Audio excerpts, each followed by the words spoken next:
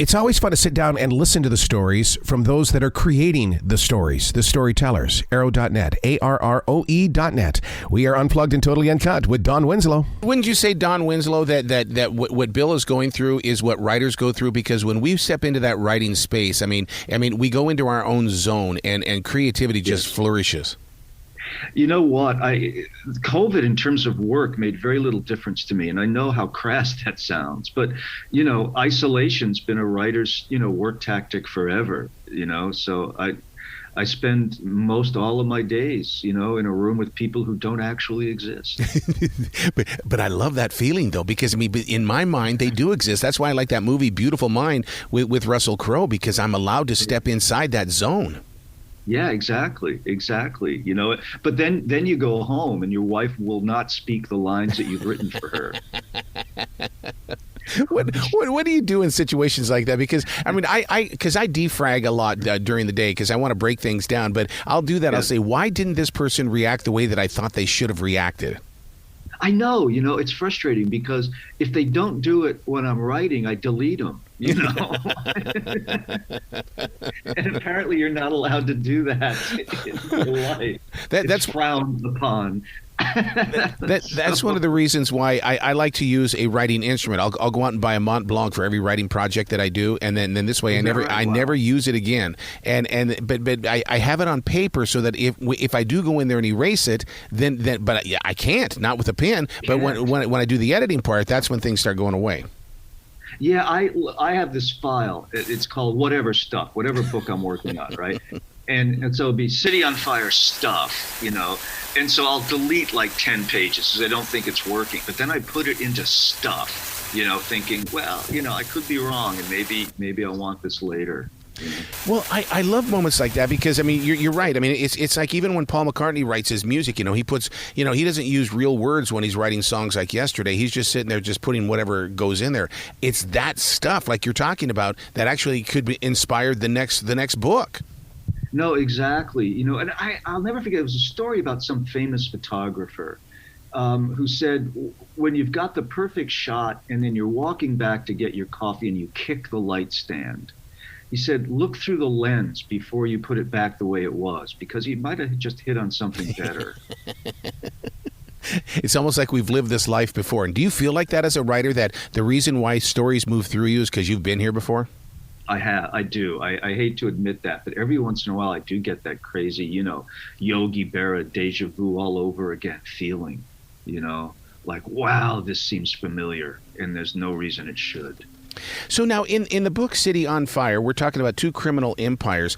I actually sat there while I was reading it, and I felt like that it doesn't have to be a criminal empire. It's just empires in general are going through this. Yeah. Well, the story is inspired by the Iliad and the Aeneid and other works from the classics. Oh. I wanted to see that if I could take those great themes, because look, by the time the Greeks and the Romans were finished, they'd done it all. All the themes that we deal with in my beloved crime genre were already done. And I wanted to see if I could write a fully modern crime novel so you could read it without reference or knowledge of the classics, but based on those themes. So your questions hit on it exactly. It's based on the Greeks and the Trojans.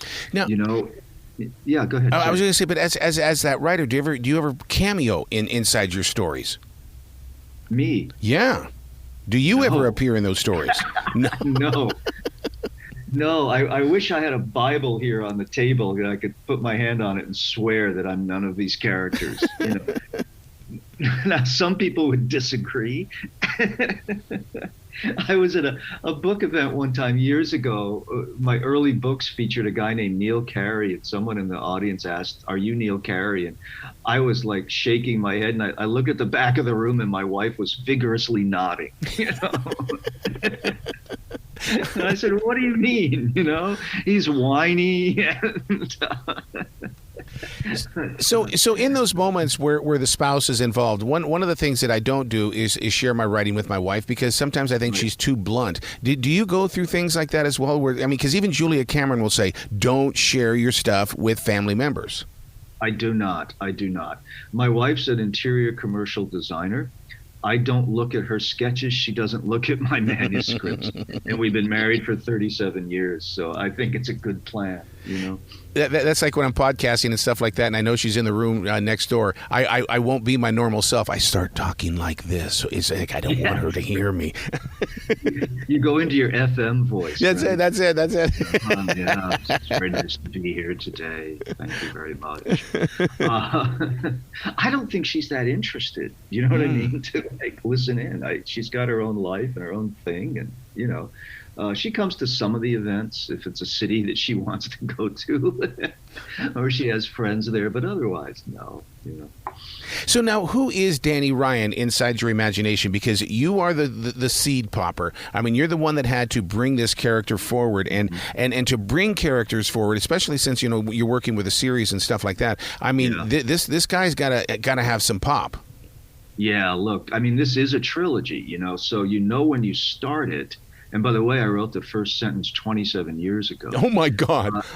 Yeah, right? You know that you've got to really like him and more importantly, understand him.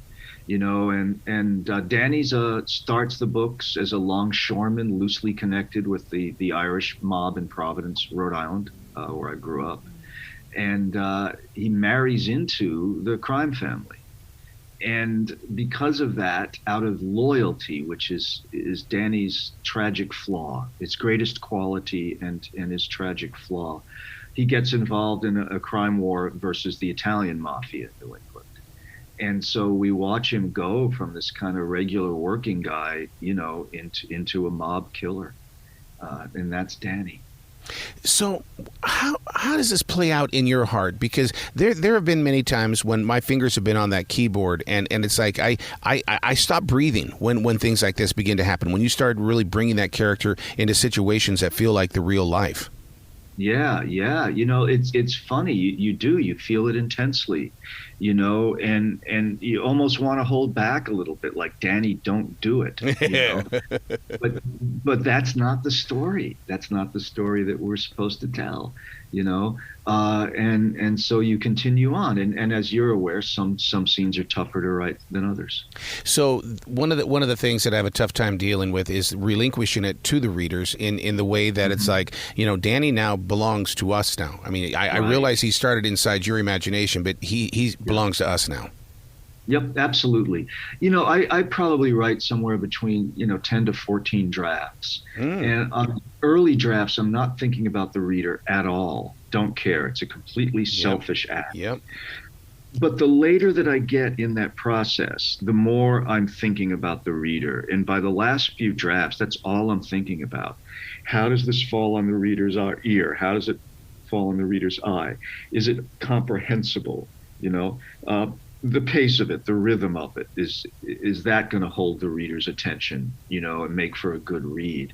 And I believe, like you do, you know, once that book is out there, it does belong to the reader. Whatever his or her interpretation is the correct one. You know, go ahead. I was going to say, I so relate with that, because in radio, I mean, before the, you know, you can show prep all day you want. And the thing is that, but when it comes to the delivery, who is she? What is her name? What is she doing right now? What is his job? And you try to put yourself in their position so that you can become a part of their life. So aren't we in a way kind of schizophrenic and as creative people? Yeah, absolutely. And look, here's the way I view my job. My job is to take people into a world that they otherwise couldn't enter, right? Or if they could, maybe show it to them in a different way. And the way that I choose to do that is to see that world through the character's eyes, right? I want my reader inside the character's head, inside the character's hearts, and seeing the world through the character's point of view. You know, so it's almost triply schizophrenic. You know, there's the creative process, and occasionally I step outside of that point of view to be the narrator. But most of the time I'm writing in what I'm told is called the close third person. I don't know. I've never had a writing class. I don't know all these terms. But, you know, I write in the third person voice, but very, very tight from the character's point of view. But then I have to step outside of that, right? And try to hear it and see it as the reader. Yeah. So, yeah. Yeah. So now, one of the questions that I wanted to bring up, because Danny seems to be so strong, and yet, is Danny actually weak trying to be strong, and we're believing in the strong because we don't want to believe in the weak? I think it's an evolution with him. Yeah. I think that he begins weak, and by the way, would probably admit to that. Oh. Would probably identify that way. You know, look, he's the son-in-law, right? You know, and he's sort of tolerated by the crime boss because he's married to his daughter. But as the plot develops, we see him getting stronger and stronger and tougher and tougher. And by book 3, you know, particularly, this is a very, very strong, in control guy. So how do you bridge the gap in the way of creating book 1, book 2, book 3 in the way that you've got to create cliffhangers for that reader to go, oh my God, I can't wait. Yeah.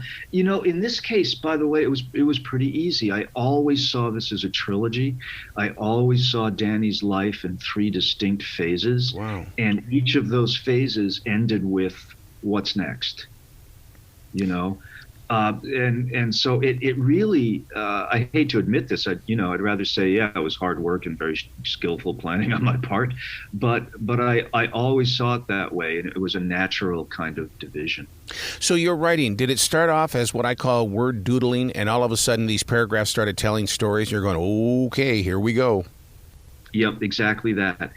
I had this, I was reading the Iliad, and it struck a memory of a very similar Helen of Troy kind of incident that had actually happened in New England.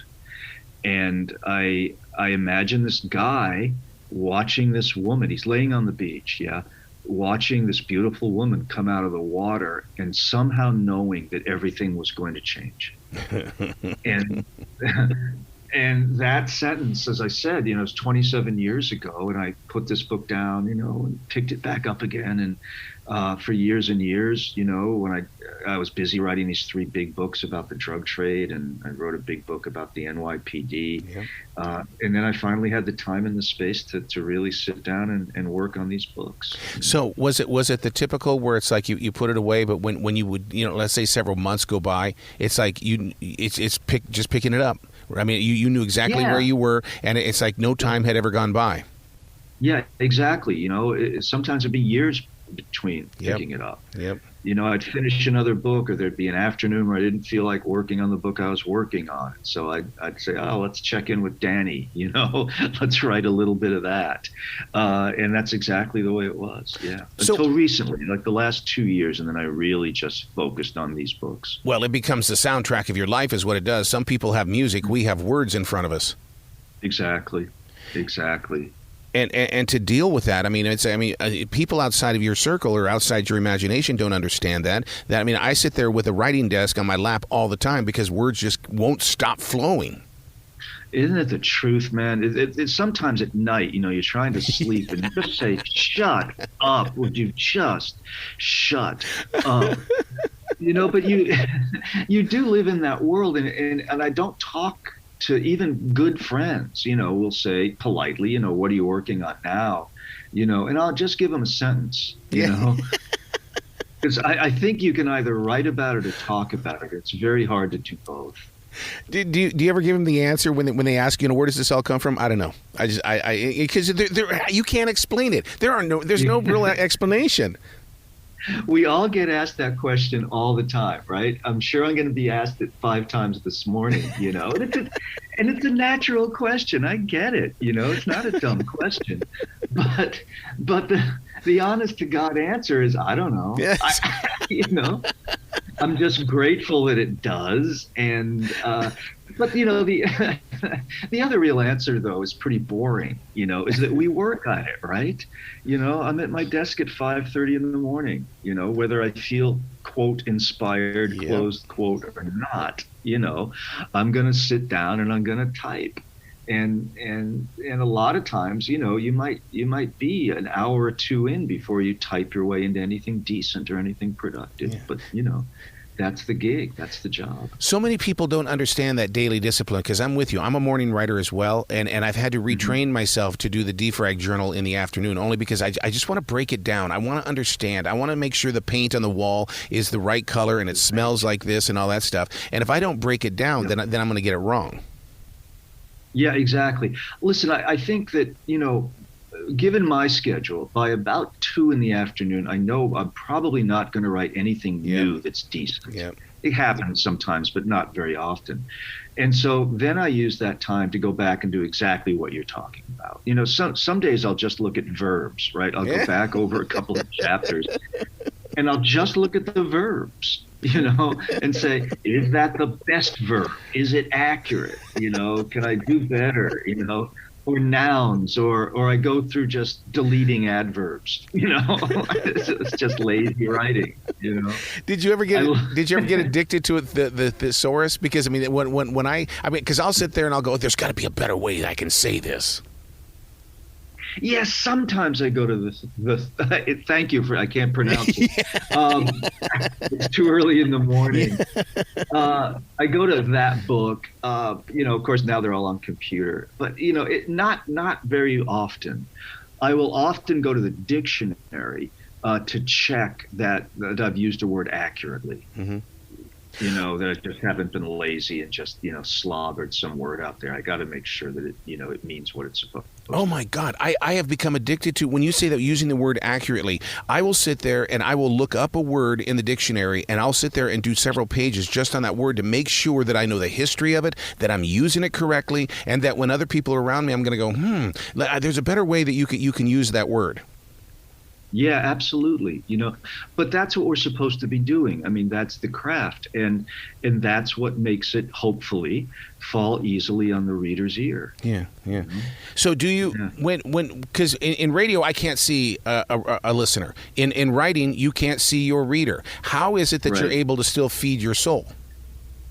Look, I mean, we didn't do it during COVID, but most books we go out on the road. And we actually meet and see our readers. I met, a couple of hundred of them yesterday here in LA at the book fair, and it's been a while. And it sometimes, Arrow, it was like seeing old friends. They'd come up, they go, oh, hey, yeah, wow, it's been a minute, And so I kind of have a mental image of who my readers are, and that kind of helps. And, every once in a while, if I'm having trouble with a sequence, I will literally picture one or two of the readers and just try to imagine that I'm sitting with them over coffee or something, or in a bar or at a diner, and I'm telling them the story. So what would have happened if the writer inside of you in the middle of this trilogy would have said, I don't want to do this story on the East Coast. I'm living in L.A. I'm going to talk about the gangs in L.A. or the groups of people here rather than on the East Coast, because so many people have written about the East Coast gangs. Yeah, well, the book starts in Rhode Island, and I did that very deliberately because, A, it's my home and I know it so well, and we live there half the year, but also because the world of the mafia there is so small that everybody knows everybody, and that was important for the way this book works. But then our guy Danny leaves, and if you know the story of Troy, you know why, and he has to wander. He's literally on the run. And so the second book takes place in Hollywood, takes place mostly in LA, still some scenes elsewhere. And the third book is in Las Vegas. Wow. So because I'm greedy, right?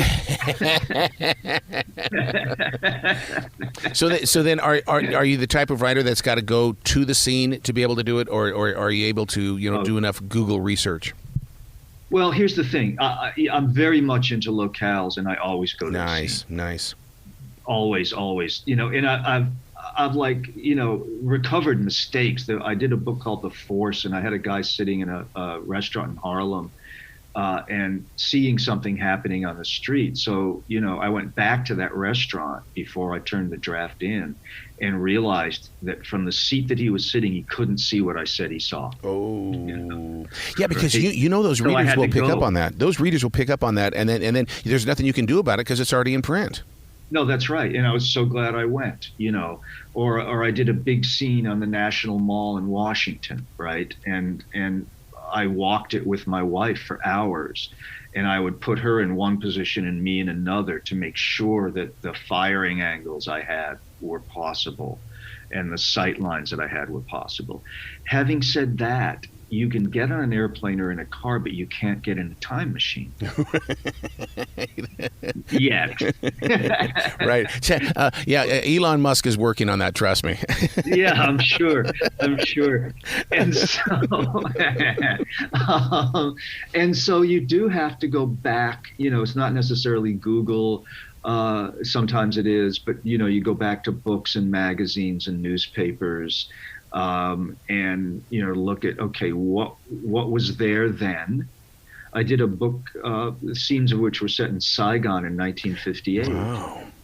And so the research was immense, but I would cut out photos of buildings, and I created a map on a big rollout sheet of paper that I'd roll out on my mother's porch in Rhode Island. And I glued the buildings to the map. And so when my character came out of his hotel, if he turned right or left, I knew what he was walking past. Wow. If he had to go to a drugstore, I knew where it was, and so to go back, and this book, the trilogy starts in 86 and ends in 1997. You had to go back and check on those things.